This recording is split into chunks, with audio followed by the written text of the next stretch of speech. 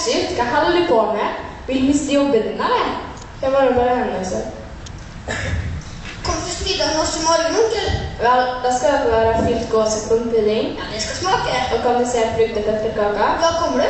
Er du dum, mann? Du vet godt at det ikke er slik. Så kom du ut. Jeg ønsker dere at deres familie er en riktig god jul. Forresten, hvordan tar det deg med lille tid? Og det er ikke så bra, men jeg gleder seg til jul. God jul. God jul, så jeg må også vise brett.